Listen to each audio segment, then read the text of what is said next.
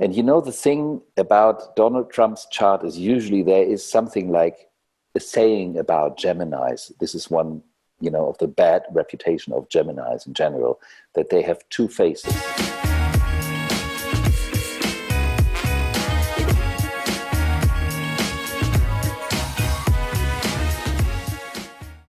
Welcome back to another edition of COVID-19 from Crisis to Creation here on Mentrit TV. I'm Patricia Falco Beccalli, your host. Well, D-Day is almost upon us. 3rd of November 2020, really important day, US presidential election. Significant, of course, for the US, but perhaps more importantly so for the entire globe. So we have to talk about it here on Mentrit TV as well. I don't know about you, but did you see the first debate between President Donald Trump and Joe Biden, the contested a few days ago? Well, I don't really want to comment on it, but one thing for sure, it made me remember 2016. I got it all wrong. I never thought that Donald Trump would make it to become president. Wrong. I never thought that polls would be that misleading. Wrong again. And I never believed that an American electoral system would actually allow for a person to become president despite being really outvoted by the election, by the voters themselves in a democracy. Wrong again. So who to turn to this time round in terms of guidance, hints, or potential clues who could become the next US president? I looked up, I looked to the stars, and there the inspiration, of course, was, why don't we just chart President Donald Trump's Zodiac? What are his chances of winning this time around? What do the stars, the energy say? And who better to invite than Alexander Graf von Schlieffen, the top astrologer here in Europe, to invite him back here, I have to say, on Mentrit TV to ask all these questions about President Donald Trump and his chances. Well, Alexander, thank you so much for joining us again here. Thank you. It's a great honor for me to be back on Mentrit TV, and especially for this particular issue about the election in 1 month's time, kind of. Yeah, in 1 month's time, it comes quicker than we all think. But President Donald Trump, he's a Gemini. Let's really drill top down for all of those people, all of us that really don't really know much about the science of astrology. Tell us a little bit about what Donald Trump is about in terms of his star sign, and then let's drill deeper into, let's say, the 50 shades of gray that he has within his personality. Yes, Trump is a Gemini, although he is a bit more than a Gemini because he is a mixture of a Gemini and an Aquarian. Because his sun is conjunct with Uranus, and Uranus is a planet that is always about change. It's also about development, but it's basically about change. And that means he's somebody whom you can't really detect as a person, who will always kind of change direction as you try to come up to him. Then he was born under a full moon. So that means that also his moon is in connection to this planet Uranus.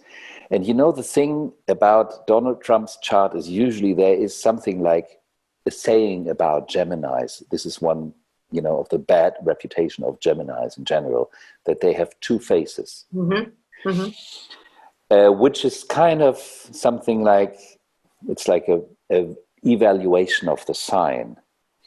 If you take the origin of Gemini, Gemini is about learning. It's about the early stage of learning. When you look at, when you see children growing up, they take everything and they look at it. And in order to understand it, they have to look at it from two sides, mm-hmm. Yeah. From every side. Yeah. And they keep low. And as soon as they have understood the function of something, they drop it and they go to the next. It's like the cat that plays with a ball, and once it has understood the function, it keeps going. Mm.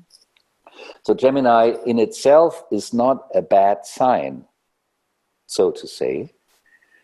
But when you have, and this is very interesting about the chart of this man, he has two completely different sections in his chart. Mm-hmm.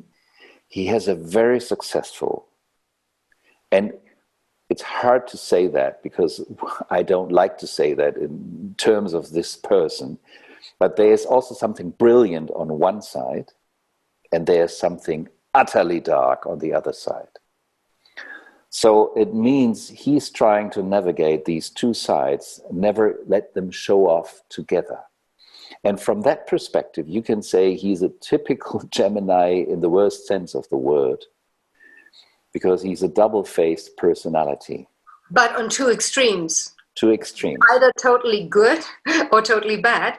But he can't be totally good, because he has a constellation. He has two constellations that are among the most successful constellations that somebody can have. It's called a trine between the Sun and Jupiter, and a sextile between Jupiter and the Moon. Both are classical symbols or aspects of big success. And the other planet, this Uranus, makes him clever and tricky. So he knows how to navigate things in difficult times, because he will always jump away from one situation into the other one. That means, when I change position, you can't detect me anymore. But the thing is that when this planet Uranus is strong in a chart of a person, it means there can be something like a brilliance to that personality. You can have brilliant ideas, brilliant insights. But when this planet is too strong, it makes you detached from the ability to have human feelings. So a lack of empathy. Sorry? A lack of empathy. A total lack of empathy. And so this is very interesting, he has this incredible successful aspect on his Sun-Moon opposition, on his full moon constellation. And at the same time, there is a total detachment. That means his success is built on a lack of empathy. And there is also something in his early childhood that you can see in the chart that must have been on some level so painful that he decided rather not to feel in order to keep going and to protect himself. This is a very, very strong signature in his chart. Well, that's an interesting one, and I don't know whether, if I may interject, Alexander, if you read Mary Trump's analysis, she's a psychologist, about Donald Trump, and she was talking about the influences of his father and his mother being sick and very much wrapped up with herself, and his father being, a steamroller and also not being very, very present, and he was sent off to academy school very early on, and I think that lack of potential parental love, especially in the early years, might have caused exactly what you're saying. Yeah, but the funny thing when you look at a birth chart is the chart is there before the experience is happening. Yeah, true. There you go. So he was born with that constellation. And from that perspective, that's the fascinating thing about astrology. The question is, it's a question. Does your soul chooses a certain environment that attracts the experiences that you need according to your birth chart, to the information that you can find in the birth chart? But what's the answer? The thing is, if I would have looked at his birth chart when he was born, I would have seen this complete absence of empathy, because there is a deep fear to feel. He has a very, very deep fear to feel. But since he's a Gemini, he can act playfully on that in a way that people don't, most people do realize, but many people might not realize that he doesn't want to feel, because he might be like playful or have a good argument or be, have a certain kind of rhetoric that might be convincing in a particular situation. But his biggest fear is to have a deep feeling. And this is very interesting information, that somebody who has a deep fear of deep feelings has a very successful constellation on the other hand. And this constellation is around money, for the ones who know something about astrology, because the planet Jupiter, the planet of abundance and success, is in his second house. And the second house is about what you own. It's about your money. It's about your material foundation in life, but also about your value system.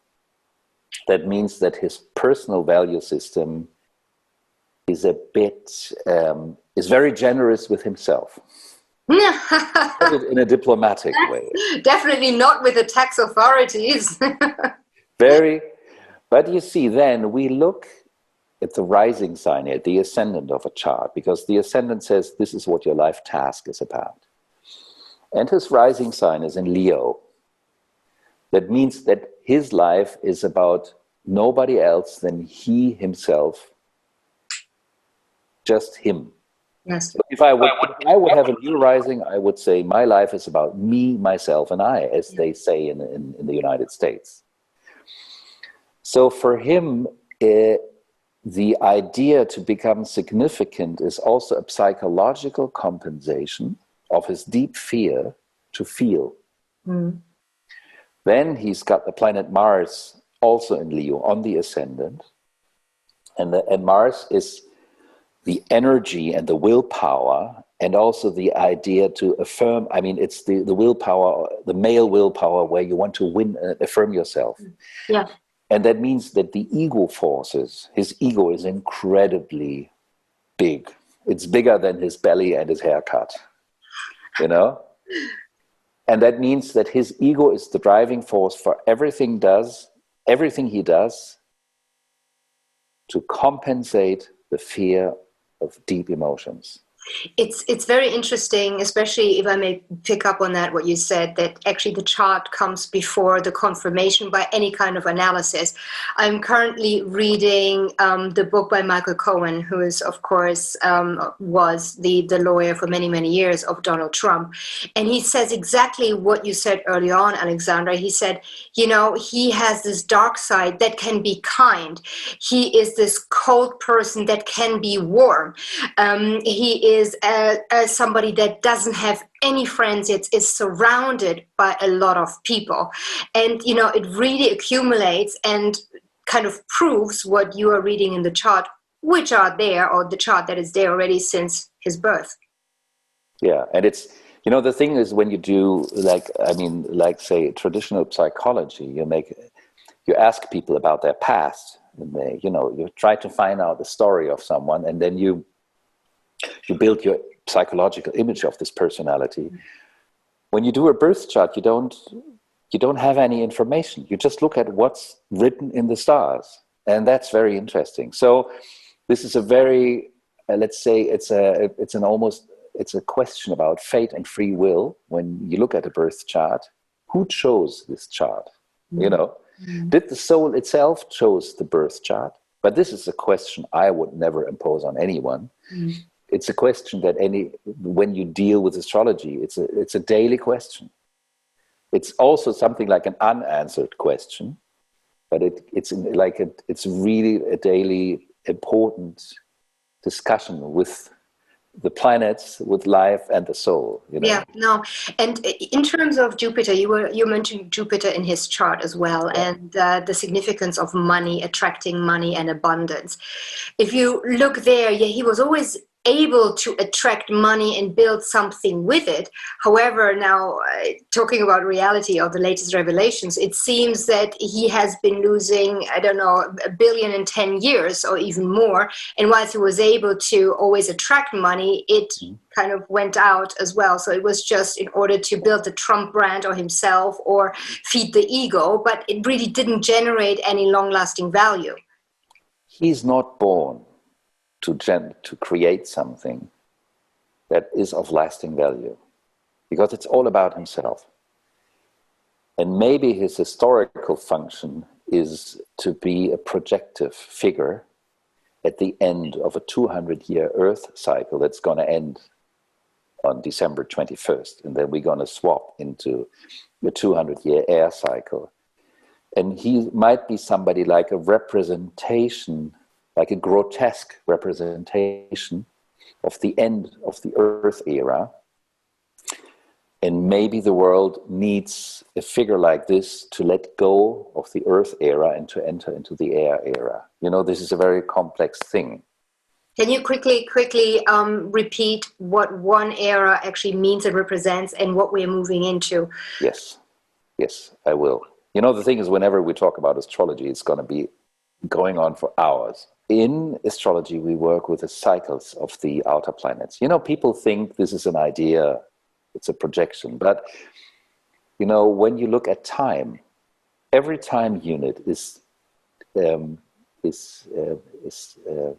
do you say, is defined by the movement of the planets. In 2020, we have 4 major cycles ending and 4 major cycles beginning. And this is something that happens every few hundred years, not every few 20 years, every few hundred years. This is such a rare phenomenon. And that means so many things come to an end, but that also means so many things will begin. Sure. And when you look at the cycle from the physical aspect, in terms of the female 28-day cycle, at the end of the cycle, there's the cleansing, the bleeding, the letting go of the old, cleaning, and the preparation and the anticipation of the new. This phase is highly important. We have neglected this phase in our Western culture for the past few hundred years, because we have lived in a world where we thought time is linear. Yeah. Time is just about faster, higher, and better, you know? And I will say something where this comes from in terms of the cycles. So the past 2 years, from 2008 and 2019, it was the bleeding of 4 major cycles. This was the end. And in 2020, on January the 12th, and then April 4th, November 12th, and December 21st, the new cycles will begin. But what we have in the middle of the year is that 2 cycles began and 2 are still bleeding. So we have this incredible situation of something coming in that might anticipate something or might introduce something new, but at the same time we are facing the end of something that's even bigger than what began. So of course there's a confusion. And the biggest cycle is called the old king is leaving the throne and the new one is coming to reign. This is the Jupiter-Saturn cycle. The Jupiter-Saturn cycle has been the most important cycle in the past thousands of years, and they say that the Star of Bethlehem was a Jupiter-Saturn conjunction, a major Jupiter-Saturn conjunction. And the funny thing about this, I'm sorry, but I have to explain this because then people might... No, it totally makes sense. No, you have to put it into context. No context, no story. Sure. Yeah. No context, no story. Cheers to that, yeah. And the Jupiter-Saturn conjunction is taking place for about 200 years in one element. This is something we found out. It's nothing, it's no esoteric thought, it's a phenomena. So this has been going on for years and years. So it's like 200 years in the element of fire, 200 years in the element of earth, air, water, blah, blah, blah. And so every 800 years, there is a new beginning in the elements. And that means that every 800 years, this is a real major kind of new phase beginning, but also every 200 years. And that means that in 2020, from 1802 until now, these Jupiter-Saturn conjunctions, the small cycle is about 20 years. So in 200 years, we have about 10 sub-cycles in the major cycle. So the kingdom, the royal conjunction was happening for the past 200 years in the element of earth. And from December 21st on, it will happen for the next 200 years in the element of air. And this is an incredible shift. What does it mean? Earth means the material world, the earth, the physical body, capitalism, the industrial revolution, the development of the modern exact science. And, you know, it's been a time where the technical development, the technical evolution has been incredible. Yes. We have developed technology that is breathtaking for the world. But we also have used as energy resources, we have used all the resources from planet Earth. And planet Earth is ringing a bell now and says, hey, watch out, you know? I also need some energy for myself to maintain the whole system. And Earth is also about the predominance of the number. The number means you can quantify something. not qualify. It's not about quality, it's about quantity. And that means that everything that you can measure by numbers is part of reality. And everything you cannot measure doesn't belong to reality. So we can also say it's been a great time for the development of the economy and business and technology, but it's been a dark middle age for spirituality. And content. And content, therefore. Thank you very much.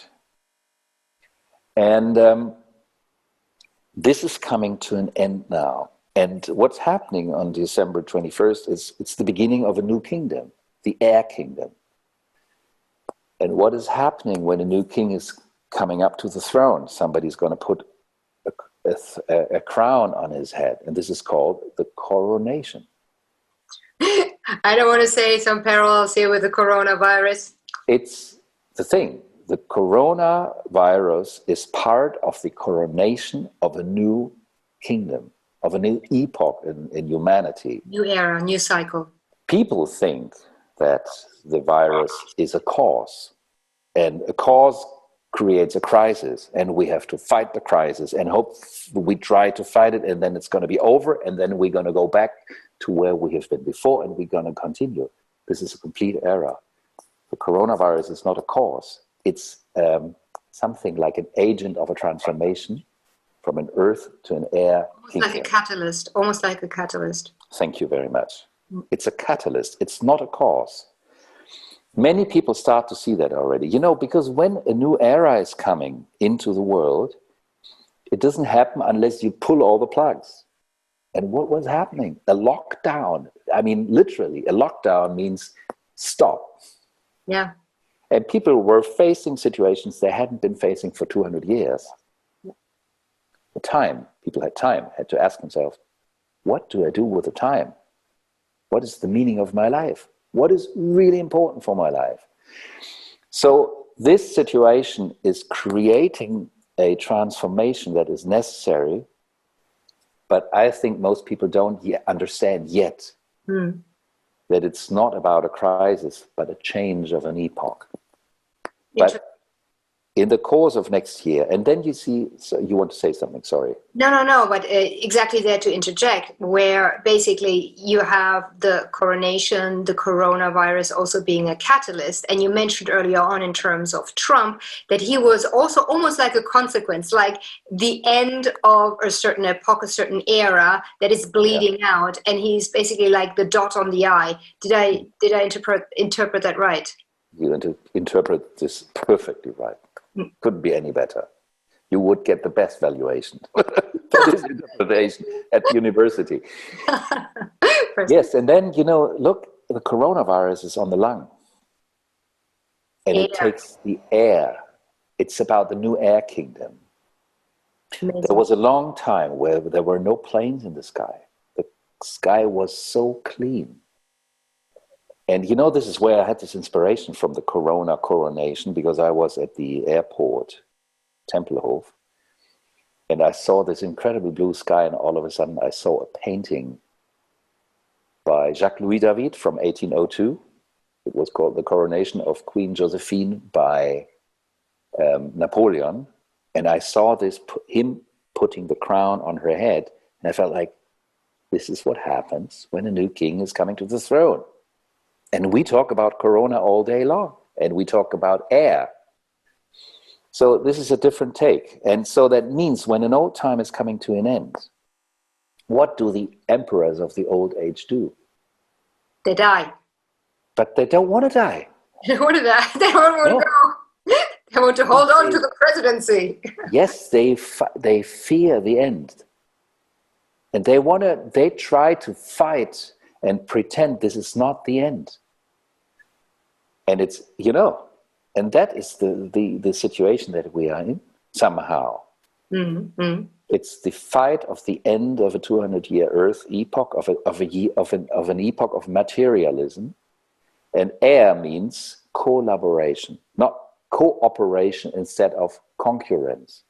You know, Earth means I have more than you have, and then I'm better. But I have to build a fence around myself because this is my stuff and yours is your stuff. Air means we cooperate, we work together.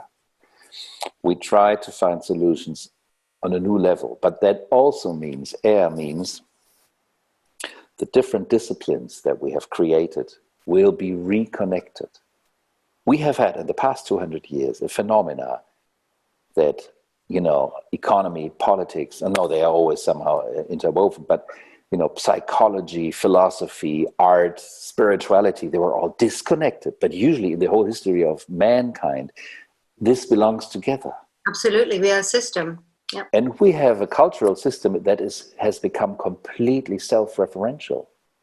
And unless you are in it and you mentally understand all the paradigms, you don't get it because it doesn't correspond to the world around it. So my understanding is in the next 200 years, the boundaries between the different fields of life will melt down and will cooperate more intensely, and that will lead to content.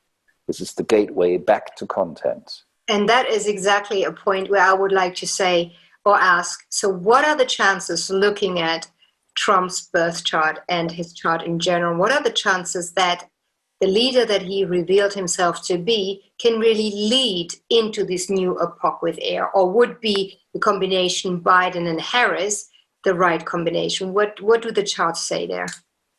Well, that wraps up the first part of my conversation with Alexander Graf von Schlieffen on charting President Donald Trump and his chances of winning the presidential election. If you like the conversation, make sure to like and to join my channel.